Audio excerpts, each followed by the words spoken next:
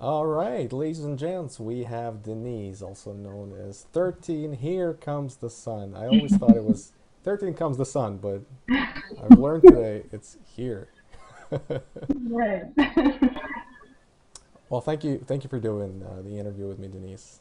I know I have asked you many, many times, and you said yes every single time, and I did not have the time to do it. But I want to do this right now because you're awesome, and Uh, I want all my subscribers to know that, and I want the people who watch you to also know that. well, So, thank you so much, and thank you for having me. It's a pleasure. all right, so let's jump into questions. I'm gonna go on a whim this time. I don't have any paper in front of me or anything like that, but I'll go with standard questions. See, the problem with Hangouts, a lot of times these are friendly conversations, and you don't really get to know a person in a Hangout that much. Exactly. So let's start from the very beginning. I'll be honest, I actually don't know a lot the answers to a lot of these questions, so it'll be new to me as well. Okay. When did you start motovlogging? When did you get on YouTube? I got it on YouTube about 2010 when I first started motorcycle. I threw up one video of my first ride. Actually, I bought a 2012 Honda CBR 125 just to start out. I didn't know if I was gonna like biking, and it turns out I enjoyed it. I had my girl kid, which is my daughter Jade, stand on the corner and videotape me going up and down the street. So and uploaded that onto YouTube. So that was my first video. Cool. And then when was that again? 2010. Oh, okay. So that was, yeah, like a few years ago now. Yeah. So interesting. And I guess even before that, then what made you decide to ride? I've always been interested in motorcycles when I was young. I had a cousin that had a Ninja. He took me for a ride when I was very young. I was also interested in ski so I was interested in fast things basically.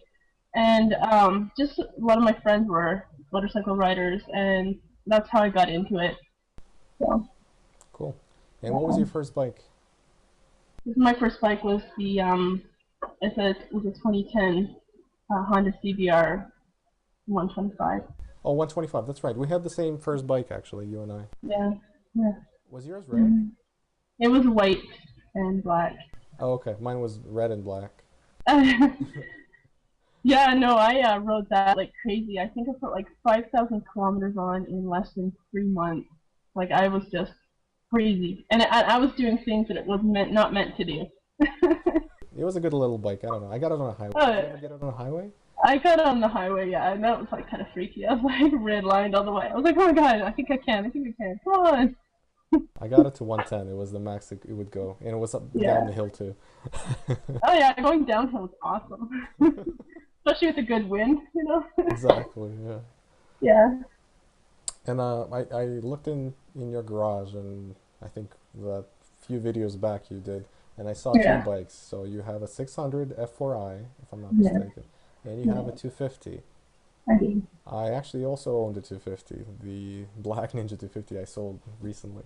So which one do you ride? Which one is yours? Do you share them? What do you do?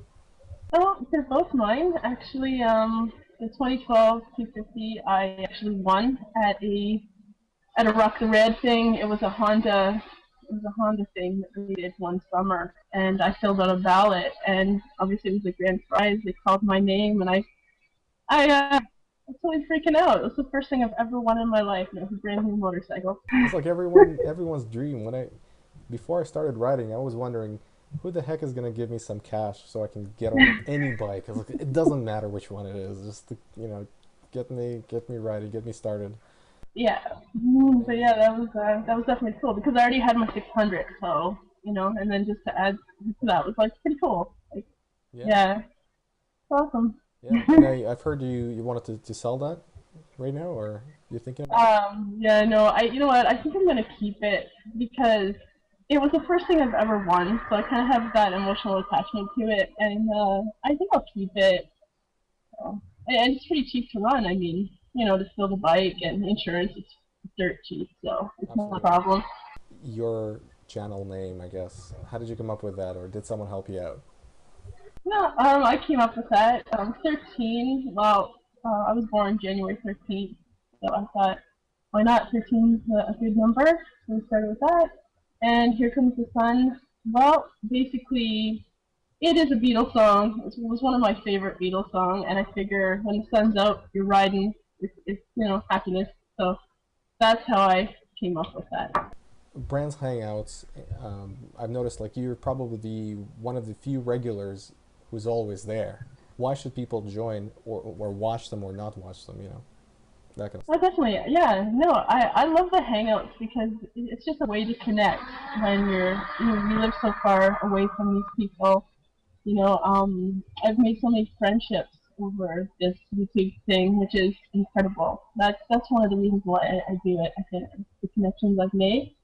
And yeah, I just love talking to these people. I'm a very sociable person to begin with.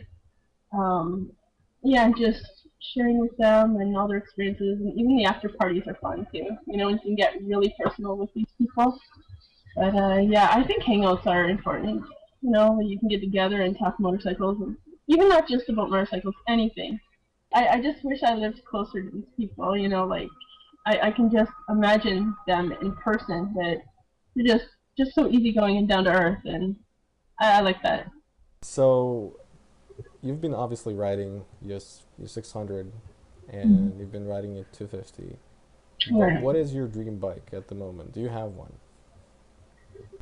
Dream bike at the moment. Well, actually, I'm thinking actually about getting this bike this season. Hopefully, it would be the 2014 ZX 6R for Kelly. And I sat on it and I was like, yeah, this is definitely really nice. I was actually wanting the CBR 1000, but I think it's a little bit too much for what I'm going to be doing. I'm not going to track or anything, just the street. So yeah, that would be the bike that I want for Kelly. It's a very nice bike. It's a 636, I believe, right? Yeah, so I think we've That's, talked about that. Yeah. that's right. So the Honda has a Honda and a Kelly. Well, two Hondas and a Kelly. Any great plans for 2014? Not really. Just I think some day trips here and there. I'm gonna take. I'm gonna do some charity rides like always. I always love the charity rides, like the Ride for Dad, Ride for Sight, Ride for Lupus. I love giving back somehow to people. But yeah, day trips, like maybe some overnight trips somewhere. I do group ride a lot. I have a group up in Barrie, Ontario, and I ride with them a lot. So yeah, that's basically it. I'm just going to be doing a lot of writing. And yeah, of course, meeting yeah, some local motor bloggers around here, No, for maybe sure. some in the States, but definitely. Your motorcycle experiences. Have you ever, crashed or have you ever had any close calls? Yes, I have actually. I've had one major crash so far, just in northern Ontario. I was with my group coming too hot into a corner and basically lost it. I high-sided my bike, flipped it several times, skidded along the dirt road and into the ditch, hitting a maple tree.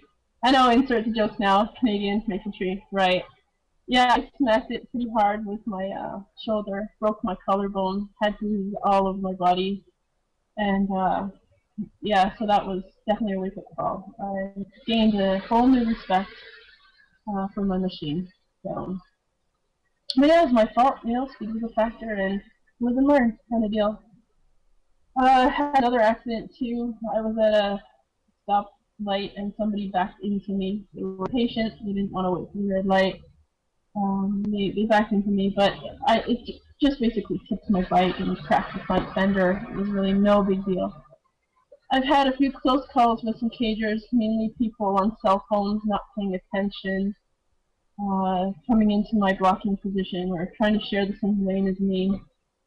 Yeah, Yeah. yeah, yeah, it's crazy. It's just something we have to deal with on an everyday basis when you're on two wheels and, you know, the cagers are just not paying attention, watching for us.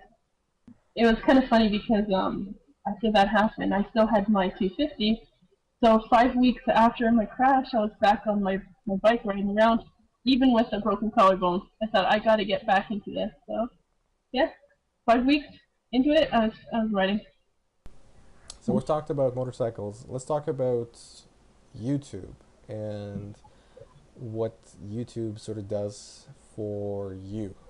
Um, I can elaborate on that question if you like to be more specific. So Okay. obviously we all of us sort of met through YouTube because we started posting videos on YouTube and then sort of got acquainted on Facebook, and now there's Google Plus and other social networks. But the main derivative, I think, and the main sort of factor for all of us is still sort of YouTube and how we film our experiences and other things and our thoughts and feelings and reviews, whatever. We post them on YouTube, and like some people I find do the YouTube thing, if you will, for various completely different reasons.